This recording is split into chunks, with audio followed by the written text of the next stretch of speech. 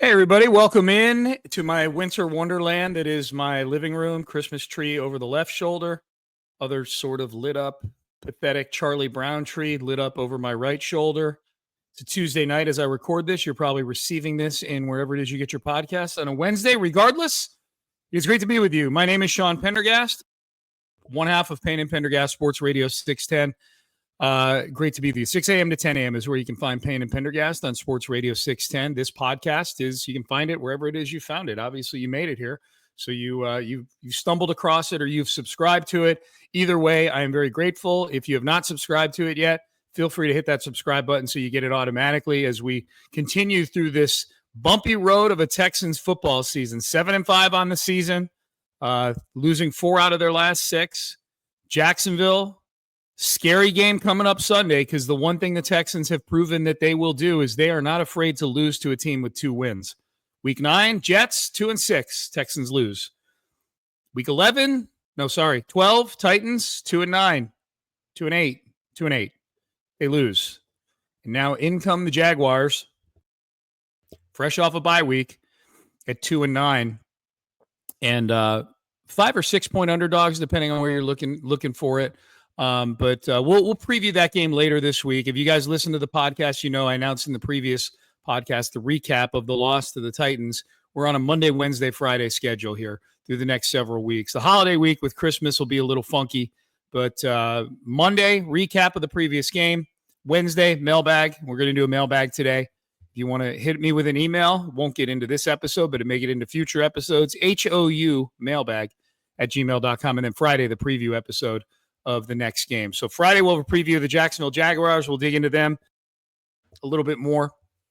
But I'm just nervous about every game now, the way this team is playing, quite frankly. There's no promises with this team of prosperity. They treat prosperity in game like it's an STD. Up 7-0, 18 seconds into the game, and then early in the second quarter, they're down 17-7. So this is a team that has zero killer instinct right now, does not like prosperity. They make a lot of dumb mistakes. I don't know if they're poorly coached, but they play like a team that's poorly coached. I really want to keep my lips from saying the words, a DeMeco Ryans team is poorly coached, because I love DeMeco Ryans, and I think he's a good coach. But eventually you are what you're doing, and this team plays like a poorly coached team in all 3 phases, really. I mean, the special teams has been okay this year, but even they made some silly penalties on Sunday. Obviously, the defense, if you don't have Danielle Hunter and Will Anderson out there, that is a piss-poor defensive performance. Wasn't great anyways, but without the 8 sacks, my God, they might have hung 50 on you, the Titans. And then obviously the offense is a train wreck right now. No touchdown in the second half again on Sunday. Just 7 second-half touchdowns all season long. It's a mess right now. And yet here they sit at 7-5 at the top of the division. So we'll get into the mailbag in just a second. But those are my general thoughts. How improbable was the Titans win, given the 8 sacks and the pick 6 that the Texans got defensively? Glad you asked. Mike Sando of The Athletic, I'll credit him with this stat. Since 1960, there have been 36 instances of a quarterback taking 8 sacks and throwing a pick 6 in a game. 36.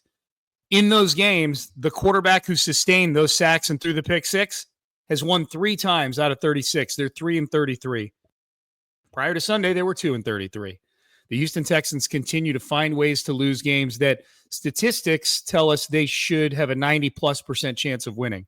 +3 turnover margin, you have a 93 to 94% chance of winning those games since like 1982 or something like that.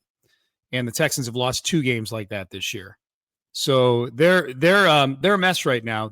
I can't get flowery and optimistic about it. Any hope that you have of them turning this thing around offensively is just hope that they're going to snap out of it.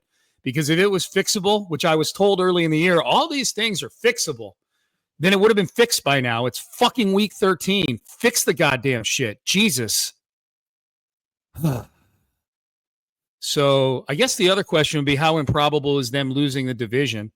Right now, according to playoffstatus.com, the Texans have an 89% chance of making it to the postseason. Does it feel to you like they have an 89% chance of making it to the postseason? To me, if you feel like it does, that's more about you having zero confidence in the Colts than having any confidence in the Texans right now. So the Colts, for what it's worth, are going to be favored in at least 4 of their 5 games. The look-ahead line I saw had them as a 2.5-point favorite in Denver. I think that site's got to be off. I should Google that between now and the end of the podcast just to see if that's accurate. But at any rate, the Colts have a fairly easy schedule the rest of the way. The Texans, they do not. They've got the Jags this Sunday. That's a game they should win, much like the Titans and the Jets games. But then they play the Dolphins, Chiefs, and Ravens in an 11-day span. That's brutal. So I don't feel like they've had an 89%. I feel like the favorite is they're going to win the division. I do not feel like they have an 89% chance of winning the division. As far as news with the team, the Jalen Petrie situation, DeMeco Ryans, I think, kind of leaked something that he wouldn't have said in a press conference when he was talking to Mark Vandermeer and John Harris on the coaches show, that he said Jalen's going to be out for a couple of weeks. I hope that's true. The reports have been that they're still determining if he needs surgery on his torn pectoral muscle. There are examples of guys playing through a torn pectoral muscle, like through a non-surgically repaired torn pectoral muscle. A lot of people in Texans land point back to J.J. Watt tearing his pec in 2019 in week 8. He actually underwent surgery on that, but was able to make it back by the postseason that year. That was about a 2-month period between surgery and postseason, maybe a little more. It'd be a miracle if the Texans are still playing football in 2 months from now. A miracle. That would mean that they're deep into the postseason. Don't see that right now. But I'm willing to have my mind changed by good performance over the next few weeks. I am open to it. All right, let's get into the mailbag. HOU mailbag at gmail.com. HOU mailbag at gmail.com. Rick Tyndall weighs in early. Rick's a good friend, so I'll let him bat lead off. It's a simple email. Dear Sean, how in the flying fuck has this team won 7 games? They're very good in close games. At least they've generally been very good in close games under DeMeco Ryans. They've got an elite pass rush. They've forced a shit ton of turnovers. And when Nico Collins was healthy early in the season, that's when they piled up a lot of those wins. So their great players have been playing great. That would be my general answer to your question, Rick, is that if you list the 8 to 10 best players on the team, they've largely been playing pretty well this year. CJ Stroud was playing really well in the first 6 games. And then the Green Bay game happened, and that's when things flipped because this offensive line sucks ass. So that's how. I mean, how in the flying fuck have they won 7 games? They're 7-5. It's not like they're. That's a question you ask about Kansas City. How in the flying fuck have they won 10? I mean, the Texans are a play away from, like, if Anthony Richardson doesn't throw a pick before the half to Jalen Petrie, the Texans are 6-6 right now. They're a 500 football team that's been on the better side of luck this season. That's how. Ben in the South. Oh, by the way, no France in the North today. He actually texted me to tell me he wasn't emailing. I love when people RSVP to the mailbag.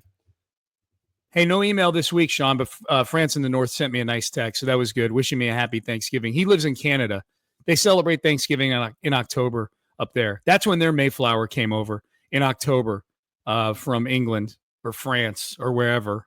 But Ben in the South says, remember when Slowick was a hot head coaching candidate and we were so excited about him returning? I do, Ben. I do remember that. It was back in February of last year. He says, remember when we all thought this was going to be the next version of the greatest show on turf? I remember when I thought it'd be a high-powered offense. There was still skepticism about the offensive line, I think, and I think that was warranted. But yes, if your point is, remember when it was Diggs and Dell and Nico and everybody's this offense is going to run roughshod. I do. I remember that. Remember, it was the preseason. It was in July. Yeah. Is this offense the biggest disappointment in the NFL this season is the question. That's a great question. Is the Texans offense the biggest disappointment in the NFL? The 49ers are 5-6 right now. I'll point that out. They've been a general disappointment. I would say the Bengals have been a disappointment. I parsing out sides of the football, I don't know. I'd have to dig a little bit deeper. But this offense has been a massive, massive disappointment. Is it the biggest disappointment in the NFL? Put it this way. If one of the writers for NFL.com who writes those like 10 biggest this or 8 biggest that or 8 most this, one of those pieces that lists superlatives, good or bad, if they were to list, say, that the 8 biggest disappointments in the NFL this season and the Texans offense was not on there, if Bobby Slowick in some way was not on there, I would be shocked. So, yeah, it's a great question. It's a good point. Jason and Leander, isn't it time to say this highly penalized, underperforming, ill-prepared team is poorly coached? Jason, I just said I don't want to say that. Why are you trying to get me to form my lips to say that? I love DeMeco Ryans. But yeah, if like 12 games into the season, I think that's the thing. Like poorly coached, look, you are what your record is, and they make a lot of mistakes that poorly coached teams make. No question. So they're not well coached. I'll put it that way. Here's what I would say is that if you listen to the post-game show this week with me and Clint Stoerner, we had Jimmy Ward on, and Jimmy Ward almost unprompted said that they've been playing down to the level of their competition this season. And I think it's a fair point. That's how it's felt. The problem is that we're 12 games in now. We're 13. We're about to be 13 weeks into the season. Are we not past the point of the season where it's not you're playing down to the level of your competition? It's you are at that level of the competition. There's this perception that, well, we're committing dumb penalties and we're making silly mistakes and CJ's making poor decisions. That allows us to play down to the level of competition as if those plays don't count. No, those are things that bad teams do, right? I mean, the Colts, Anthony Richardson, I just brought it up right before the half. They choose to throw the ball. He throws an interception to Jalen Petrie. Does that make them are they a significantly shittier team than the Texans? No, like that's CJ made the same mistake on Sunday against who were they playing? It's the Titans. Threw an interception right before the half, a horrible interception.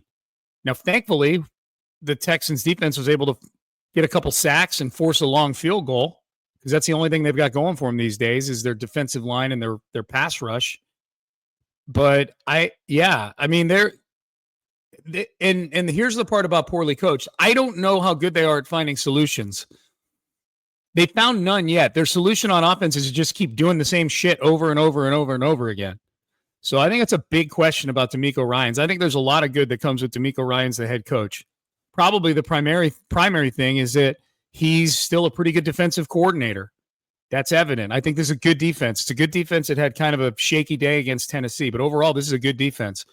That's a positive about DeMeco Ryans. We have no idea how good DeMeco is at solving problems, like systemic problems with the team. So far, it's been to just say we need to execute better and trot Bobby Slowick back out there with his dog shit offense. Salty today, man. Not in the mood for it, but I'll keep it moving. Chris in Louisville. This is Chris from Louisville again, and I need you to talk me off the ledge. Okay, here I go. Well, hopefully, this email came in a few days ago. Chris, I hope you're still with us. This team is a pumpkin, all of it. Self-sabotage. Like you say, no killer instinct. That's right, I've said that. Kaimi can't hit a field goal, but really we can't score a effing TD on offense in the second half. Yeah, let me stop there. People bring up Kaimi missing that 28-yarder, and that is a horrible, horrible thing. They never should have been in that position in the first place. I'm not excusing Kaimi for the field goal. I'm just saying, people who are pointing to that as the reason they lost, go back and watch the whole game. Continuing with Chris's email, we expected the defense to be elite all season to bail everyone out. Didn't happen this time, but really what concerns me the most is the slow unraveling of C.J. Stroud. Don't know if you saw the TV copy of him after the second interception. He looked checked out, and Levis throws a pick six, and they show him, I think it was Slowick on the sidelines trying to cheer him up. His defense bailed him out with a pick six. Shouldn't that have pumped him up? I admit I haven't seen any of this, so I don't really have a comment on it.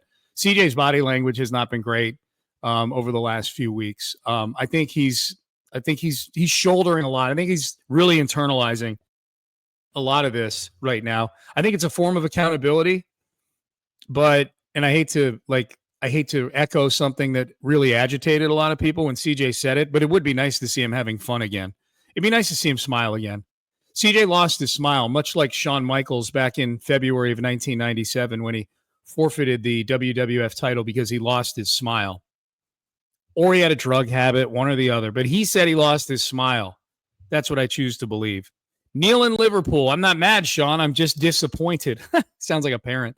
This season had so much promise, but the Texans are not fun to watch at all. Every game is so frustrating, especially with this boring, predictable offense. Neil is not saying anything I disagree with so far. I was actually planning to fly to Houston, Neil says, to attend a game next September. Now I'm thinking, screw it. I'll come over in March for the Astros season opener instead. Yeah, Neil, I'm not going to tell you how to spend your money. Coming for opening day here with the Astros, I think would be a delightful option. I think doing both would be great, but I don't know how much, I don't want to pocket watch you or anything like that. I would say let's give it the rest of the season. Let's see what happens in the postseason. Let's see how the schedule lays out. Let's see what moves they make. I wouldn't make any September decisions right now. Let's let it play out a little bit here. I'm not saying I'm overly optimistic, but I'm saying I understand how the NFL works. And look, this time last year, it was 11 games into the season, but the Eagles were 10-1 this time last year. And they just went down the toilet. Jacksonville was 8-3, and they went down the toilet. The Texans, they can, and I know those are examples of teams that were on a high, and they went, nosedive into the ground, but it works both ways. You know what I mean? Like it worked like Buffalo last year, for example. Now they went on a tear at the end of the year by firing their offensive coordinator. They won their last 6 games of the year, I believe, after firing Ken Dorsey. So maybe there's a lesson in there somewhere, D'Amico. My point is this, like 5 games. Is it 5 they've got left? 5. That's still a lot of games.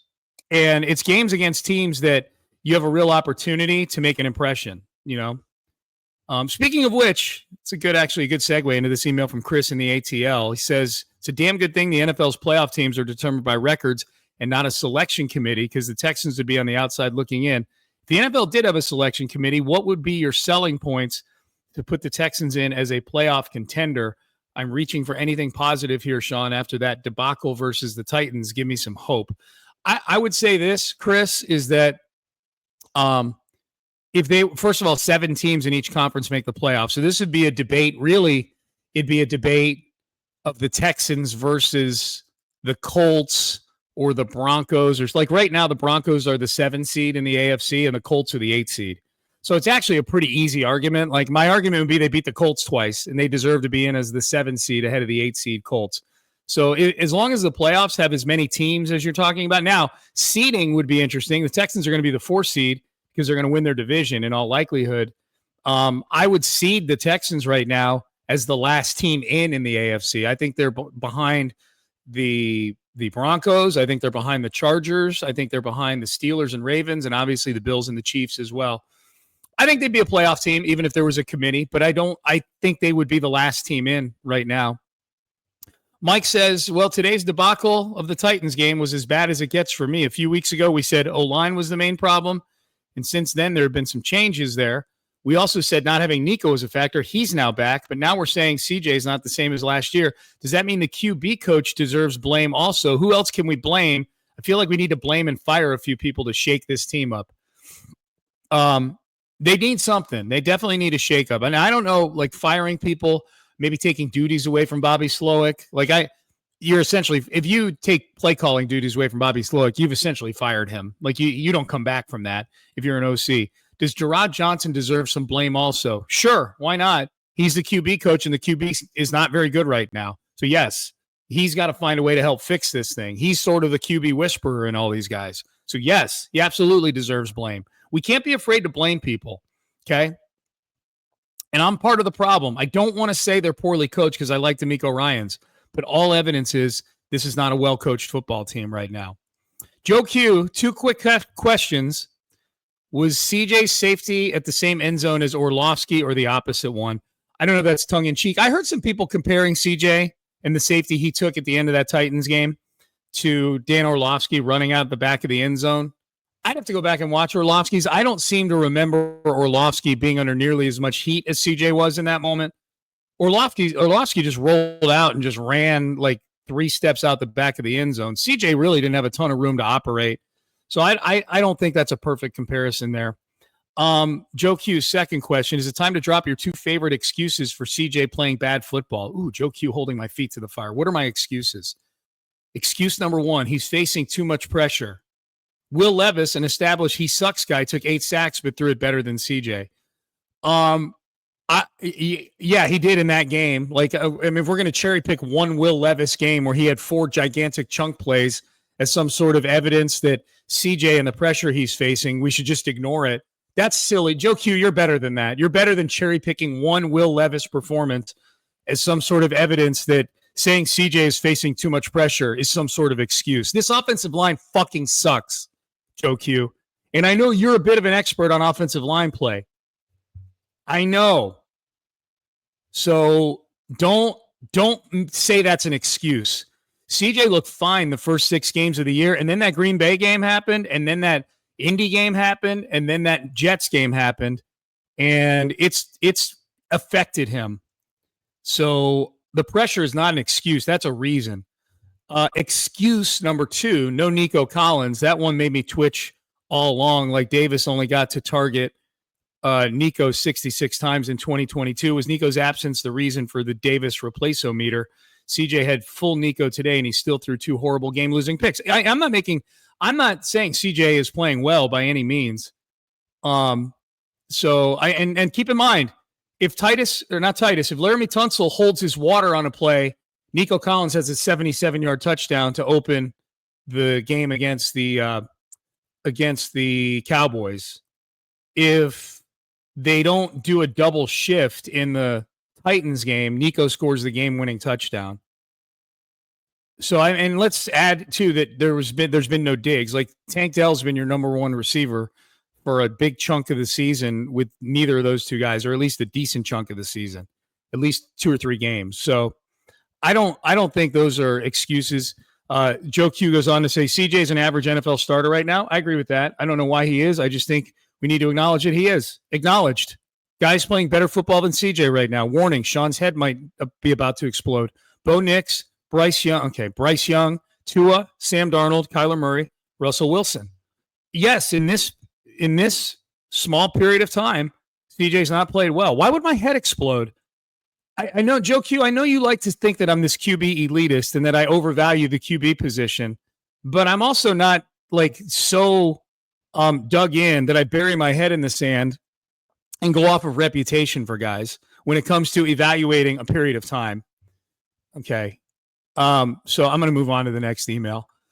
Milton Wade, what is the issue with getting the play call into CJ? These guys are always up against the clock because they can't get a play call in from the sidelines. Can somebody tell Dalton Schultz to block someone with a different colored jersey? Fair request, Milton, for Dalton Schultz. Why are they always up against the play clock? I don't know. The most embarrassing thing was that whole 4th and 1 scenario where they were thinking about going for it. CJ's looking for a play, and then they throw the punt team in there with like 15 seconds left on the play clock. Again, stuff that badly coached teams do. All right. Ryan and the Shug. Nice coverage so far. Way to keep us entertained as the Texans slip into mediocrity. You're welcome, Ryan. I think we're all processing this in different ways. Some are rightfully pissed. I'm numb at this point. Won't shock me if we miss the playoffs. Question: how worried are you about a collapse in the second half of the season, considering we don't do jack squat in the second half of games? I am worried. If they lose to the Jacksonville Jaguars on Sunday, I think it's curtains for this season, especially if Indianapolis is able to beat New England. Now you're talking about a 1-game lead, momentum shifting, and a team that will have lost 5 of 7 and the last 2 to Tennessee and Jacksonville with a Jets loss in there. Are you fucking kidding me? Other questions from Ryan on D'Amico letting the offense off the hook. I found this especially egregious considering that part of the offense's job is to eat clock sometimes, not just score. Case in point, Detroit, if we limit their second half possessions, they don't complete the comeback. Wholeheartedly agree. It's not just that they're not scoring points. It's if you go look at their drive chart, it's 3 and out, 4 plays, punt. It's awful. It's awful. What is the chain of accountability here? Are you inclined to say it's top down or bottom up? In other words, is the head coach down to the players, or is it bottom up, O-line coach up to the head coach? If I'm pinpointing a position group, there's no question the offensive line gets the blame for me 100%. They're the reason they can't run the football. They are the trigger for this janky version of C.J. Stroud that we've had for a month now. I fully and wholeheartedly blame the offensive line, and by proxy, their position coach, Bobby Slowick. And now we're at a stage of the season where this is all D'Amico Ryan's problem. This is not something where D'Amico's the defensive guy. He's delegated to Bobby. You're the head coach. This is your problem. Fun question to lighten the mood. Oh, that's good. I need one of these. What's your top 3 Thanksgiving and Christmas foods, mains, sides, desserts? How do they match up head to head? Okay. Now, here's the thing. Thanksgiving and Christmas are different menus in our house. We go to Amy's parents' house for all these holidays. So Thanksgiving, we're a little more traditional. It's turkey and ham. Christmas, we have a gigantic prime rib that is amazing. So I would say if I was making a dream team of combined Thanksgiving and Christmas foods, I would go prime rib, a few slices of dark meat turkey, some form of pasta, either macaroni and cheese or ziti. My mother-in-law is Italian. She makes a great ziti for Thanksgiving and Christmas both. Like the rolls, the good like sweet dinner rolls, mashed potatoes for sure. I would put like one like spoonful of either green bean casserole or something green on the plate just to feel less guilty. I would immediately eat that just to get it out of there so I can enjoy the rest of the meal. And then dessert, I go cheesecake for dessert, man. I'm not a pumpkin pie guy. My mother-in-law makes a really good like chocolate cream pie that's excellent. I forget if she does it for all the holidays or just one of them, but that's kind of where I'm at right now. If I'm turkey v ham, it's a draw. I like them both, man. I like them both. Ham, boy, I was going to say ham is better for leftovers, but no, man, a good turkey sandwich. I mean, I declare them both the winner, man. That's a 60-minute Broadway draw for me. Love the Thanksgiving questions. Jeff in New Jersey, long email about Nick Caserio and a lot of the things Nick has said on Texans All Access and on Payne and Pendergast. I'm gonna skip right down to your question, Jeff, just for sake of time. I appreciate you, first time emailer. I appreciate you emailing in. Says, I'm sorry for the long rant. I'll end it with a question. Do you believe DeMeco has it within him to fire one of his best friends in Bobby Slowick either this season or the offseason? It needs to be done. I won't say it needs to be done yet. It's trending in that direction for sure. And let's pretend that this continues through the rest of the regular season and that it is a firing, like he is fire-worthy, Bobby Slowick. If he doesn't have it within him to do it, he just shouldn't be a head coach in the NFL. So do I believe he has it within him? I have no idea because he hasn't had to do that yet. To my knowledge, DeMeco hasn't had to really fire anybody yet. I mean, they let Jacques Césaire walk in the offseason as the D-line coach, but I don't think that was a firing. And this is more significant. You're talking about a coordinator who DeMeco has history with. They came into the league together with San Francisco as quality control coaches. Not came into the league, but they really got their coaching careers off the ground sitting next to one another there in the building in San Francisco. If Bobby Slowick deserves to be fired and DeMeco can't fire him, he shouldn't be the head coach of an NFL football team, period, end of subject. That's not mean. That's not shade. That's not me being overly negative. That's a fact of being in management. If someone deserves to be fired, you got to fire them. Your job is to do what's best for the team. I am willing to let it play out over the last 5 games only because Bobby's not getting fired in season. I don't think. And there's a bye week coming up. You know, if they go out and they don't score in the second half against Jacksonville, they lose this game, or even if they win it, but it's like, 16-13 or something like that. The result of this game should not factor, like the result on the scoreboard, who wins, who loses, should not factor in to the evaluation of Bobby Slowick. And Bobby Slowick needs to be under a microscope right now. So no, the Bobby Slowick should be evaluated on how the offense does, not the end result of the game. My fear is that DeMeco is a win is a win head coach, and if we're winning, then everybody's doing their job sort of thing. That's my fear. I don't have any evidence one way or the other as to whether he's that or not, but I read into his overly positive demeanor and the way that he doesn't seem to fret about how many close games this team plays. He just seems to be like, that's this league. You know, you make a play, every game comes down to this. No, it doesn't. There are blowouts, DeMeco. There are allowed to be blowouts. All right, a couple more questions than I am going to get. Bobby says, do you think the honeymoon period between Caserio, Ryans, and the city of Houston is officially over after last Sunday? I think the honeymoon's been over for a while, and that doesn't mean that everybody's down on all these guys. I think to me, I've said the honeymoon's over a few times. Like when they went 0-2 to start the season and they were embarrassed by the Colts, I said on the postgame show the honeymoon's over. And then obviously the love was rejuvenated and they went on to win a division. I would say the honeymoon is over period or the honeymoon is over moment for this season was the Jets game on Thursday night. You go into that Jets game 6-2. The Jets are reeling. They haven't won a game with an interim head coach. Aaron Rodgers has been a disaster. And not only do you lose the game, but you let Aaron Rodgers have the one good half of football that he's had all season long against you. 3 touchdown drives. Boom, boom, boom in the second half. That was, to me, if the honeymoon gets rejuvenated every year. Everybody goes into the season with hope. The honeymoon is over moment for this team this year. Jets game. That's a good question for the show tomorrow. I'll ask Seth and see what he says. All right, BK sent me an email here where he's asking me to sing. I'm not doing it, B. I'm not in the mood to sing. Sorry. Why do the Texans make things so complicated? Avril Lavigne. I can't do it. BK, I love you. I'm not in the mood to sing. Sorry. This mailbag's put me in a bad mood. It's not you guys. It's the Texans. Last email, Neil in Philly. That's just what we need, a Philly person to lighten the mood. Started listening to Utopia this past offseason. It's become my go-to for the inside scoop on the Texans. Oh, Neil, you're awesome. My mom's whole side of the family's from Philly, so I'm allowed to make fun of Philly people. Neil, the rare upbeat Philly person. Love it. Love to see it. Neil says, I have a theory about the Texans' offensive woes, and I want your take. In September, there was an article profiling CJ saying, and he even adds a link to it, saying Slowick and D'Amico gave him more command of the offense this year. His decision-making isn't what it was last year. CJ will get there, but did they push too far? And now the ketchup can't go back into the bottle. Thanks for always bringing it. Neil, I appreciate you. I do think I don't know all about like how much power CJ has, and I've seen at different times this year when there have been plays that have gotten everybody agitated or angry. I've seen people report that, well, CJ checked into that play. That's all well and good. It just looks like they're trying to do things that are way too complicated for the group that they've got out there. So I'm kind of touching back on BK wanting me to sing about things being so complicated. So yeah, I think there's all that talk about after last year they could take the offense from a 101 level to a 301 level. You know what I mean? And sorry, I'm changing my TV here I got the Office on E. I'm changing my TV to the college football playoff ranking show. There we go.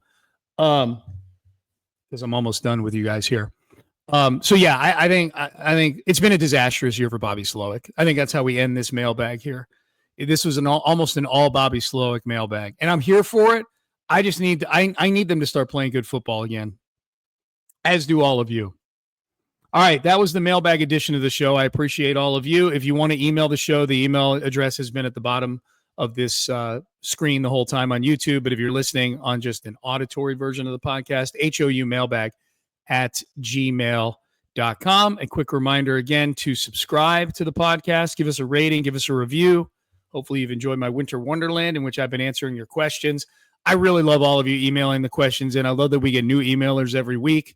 I really enjoy the compliments about you guys seeing this as one of your go-tos for Texans content. And let's keep it that way. All right. I promise to do my part. You guys do yours. Share this with a friend. Share it with your Texan friends. On Thanksgiving, this will be the last time I talk to all of you before Thanksgiving. Don't hesitate to take your phone and just put it in the middle of the table and just play this mailbag in the middle of the table.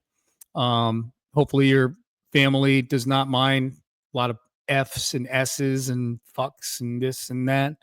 But really appreciate all you guys. Appreciate Anthony Irwin, my producer, for getting the podcast out to each and every one of you in a timely fashion. Until later this week, where we preview the Jacksonville. Oh, look at that. This thing's been pushing my ear. I look like a bald Andrew Siciliano with one ear this whole podcast. Big thanks to all of you. Big thanks to Anthony Irwin. Let's go get it. Happy Thanksgiving. Eat, drink, be merry. We'll see you Friday. Happy Thanksgiving, everybody.